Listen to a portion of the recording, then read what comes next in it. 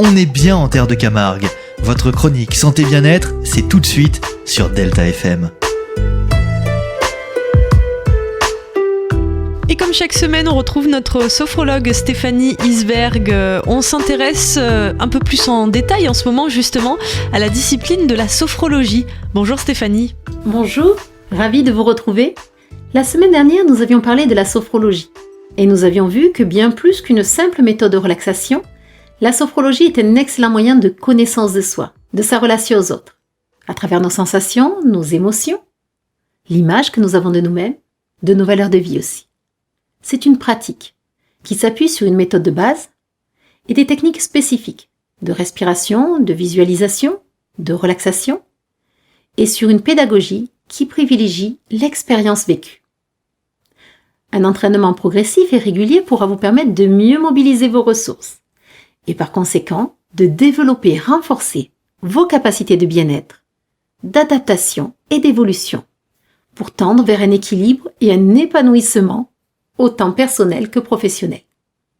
La sophrologie peut s'avérer utile notamment pour mieux gérer votre stress, apprendre à écouter et identifier vos émotions et à trouver les comportements adaptés, développer ou renforcer votre confiance en vous, mieux dormir, améliorer vos capacités de concentration, mémorisation, créativité,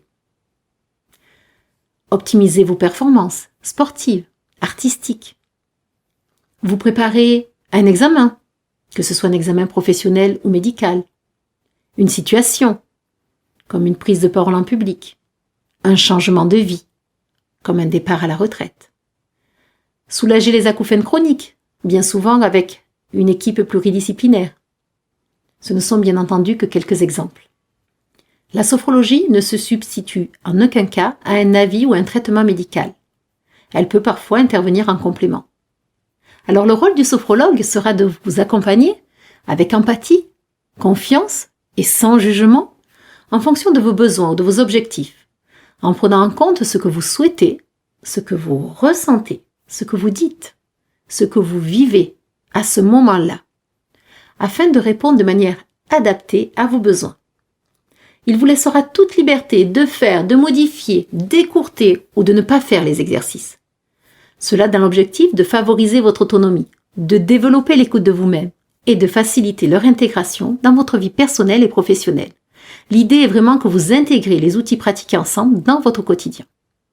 C'est pour cela que, contrairement à ce que l'on peut penser parfois, la posture proposée pour faire les exercices ne sera que très rarement la posture allongée. Étant la plupart du temps dans votre quotidien assis ou debout, ces deux postures vous seront essentiellement préconisées.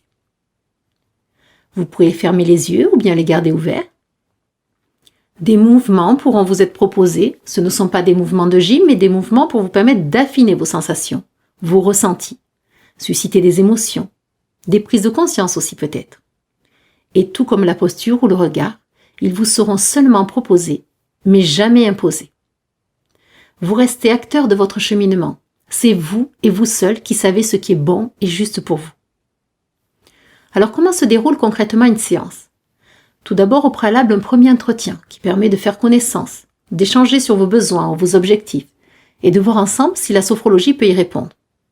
Ensuite, la séance se déroule en 3 étapes. La première, un moment d'accueil, d'écoute et d'échange pour cibler les objectifs de la séance.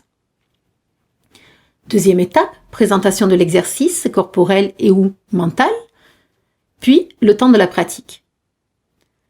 Troisième étape, un temps d'expression libre vous sera laissé si vous le souhaitez, afin de favoriser l'intégration de l'exercice et de guider le sophrologue pour les séances à suivre. Puis, entre chaque séance, vous serez invité à refaire les exercices chez vous. Le nombre de séances dépendra de l'objectif et du rythme de chacun. C'est un programme personnalisé. Il n'y a aucune tenue obligatoire ni matériel nécessaire et peut être réalisé en visio. En cette période, cela vous permet de prendre soin de vous en toute sérénité. La sophrologie peut se pratiquer en séance individuelle sur un besoin ou un objectif précis ou en séance collective sur une thématique commune. Alors si vous souhaitez plus d'infos, rendez-vous sur mon site sh-sophrologue.fr ou n'hésitez pas à me contacter, je reste à votre écoute et je vous souhaite une très belle semaine. À très vite.